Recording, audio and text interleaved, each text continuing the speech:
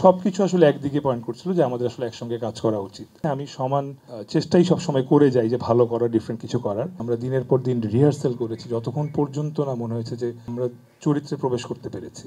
নীলার সঙ্গে প্রথম কাজ, এই নীলার সঙ্গে প্রথম কাজ কিভাবে হলো, কোথা থেকে হলো, কেন হলো, সব কিছু নিয়ে আসলে অনেক অনেক গল্প আছে। ছোট্ট করে বলি, সেটা হচ্ছে যে আমি আর ও গত বছর লাভ সাপ নামে প্রবীর রায় চৌধুরী একটা কাজে she played a guest role. তখন আমি ওকে বলেছিলাম যে এই তুমি অভিনয় করছো না কেন এখনো। অ্যান্ড অবশ্যই ভাই আমি করব যখন রাইট টাইম আসে। তখন থেকে I was looking for an opportunity যে নীলার সঙ্গে কখন কাজ করা যায়, কিভাবে কাজ করা যায়। এরপর কেম লাস্ট রোজার ঈদ, একটা মিউচুয়াল ফ্রেন্ডের বাসায় আমরা ঈদের দিন রাত্রেবেলা আমি গিয়ে দেখি নীলা ইজ দেয়ার। সামহাও তখন আই ওয়াজ অলরেডি প্ল্যানিং যে নীলার সঙ্গে একটা কাজ করব। সো ওই দেখাটা না আসলে একরকম একটা উপরওয়ালার ইশারা ছিল, যাই তোরা কাজ কর একসাথে। So something like that. এরপরে আমি বের হওয়ার পর জাস্ট 4-5 দিন পর রাখি আমাকে বলে, ভাইয়া ওর মোবাইলে একটা ভিডিও দেখায় যে উনার সঙ্গে কাজ করলে বা উনি কেন কাজ করতেছে না। সব কিছু আসলে একদিকে পয়েন্ট করছিল যে আমাদের আসলে একসঙ্গে কাজ করা উচিত। একটা সিন থেকেই আসলে ওই যেই সিনটা করেছিলাম লাভ সাবে, ওই সিন থেকেই আসলে আমাদের ফ্যান গ্রুপগুলো ভরে গেছিলো। ওর ফ্যান গ্রুপে, আমার ফ্যান গ্রুপে, এভরিওয়ানস টকিং অ্যাবাউট যে ওনাদের একসঙ্গে কাজ করা উচিত। সবাই যখন চাচ্ছিল জিনিসটা আসলে ঘটেই গেল।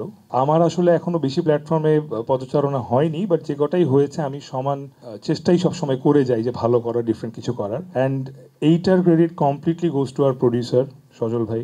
তিনি শুরু থেকে আমাকে এই সাপোর্টটা দিয়ে আসেন যে ভাই আপনি আপনার মতো গল্প চুজ করেন, ইউ আর মানে had the confidence in me to do different মানে ডিফারেন্ট ক্যারেক্টার, ডিফারেন্ট স্টোরিজ। যে আপনি যে এই ভিউয়ের যুগে যে যেখানে হচ্ছে শুধু ভিউ ভিউ ভিউ ভিউ দেখছে, যে আপনি ভিউর জায়গায় আপনি ডিফারেন্ট কিছু যেহেতু আপনি করতে চাচ্ছেন আপনি করেন। মিস ওয়ার্ল্ড বাংলাদেশ বসে আছে, ওর প্রথম কাজ, ওর ডেবিউ ওয়েব ফিল্ম।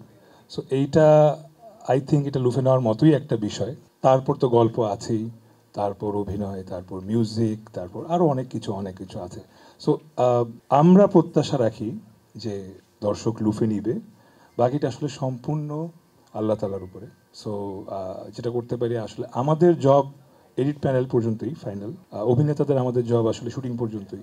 এইটার প্রিপারেশন যদি বলি, শুরু হয়েছে এই ফার্স্ট লাভ নামকরণ হয়তো হয়েছে 1 মাস আগে, কিন্তু এটার প্রিপারেশন শুরু হয়েছে আসলে 6 মাস আগে থেকে।